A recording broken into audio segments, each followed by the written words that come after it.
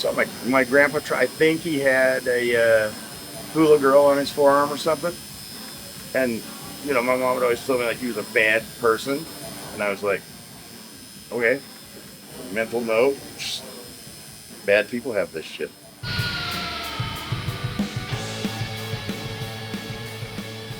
I was the first one at Meridian High with a tongue piercing, which was pretty wild because teachers would pull me out of class and be like, look at this is insane.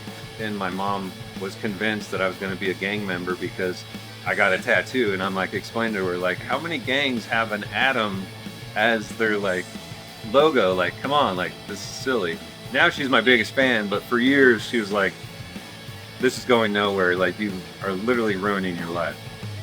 Misconceptions come from people that are not informed about the topic. Nobody's scared of a guy because he has some little drawings on his neck.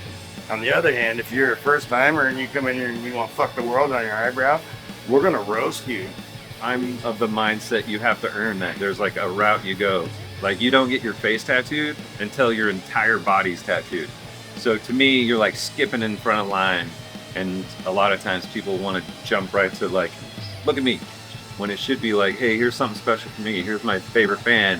I'm going to put it on my leg, not my forehead, Tattooing now has been taken over by a sea of nondescript assholes with beards, black t-shirts, and an idiotic sea of whip shading.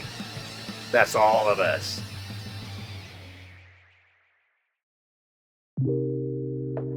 When I was wanting my first tattoo, I never could find somebody I felt comfortable with. I literally was walking into tattoo shops and never felt right. Like, I would walk in and then leave and was just like, I don't feel like I belong here. I always remember being like a small child and just thinking tattoos were so cool, but I actually grew up super religious and tattoos were like a big no-no, so I never told anyone. And so when I finally found somebody to do my tattoo, it was something very similar to what I have. A quiet space, it wasn't overwhelming, there wasn't tons of art on the walls.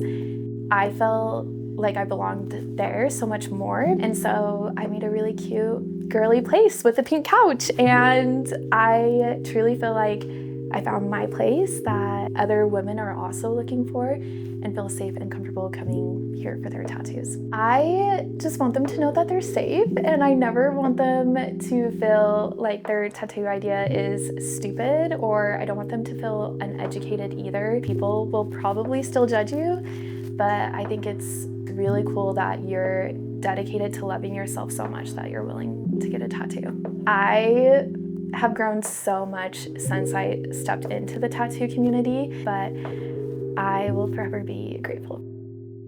I didn't know how big it was, Having a job where I could expose my tattoos, swear, and also make art was super cool.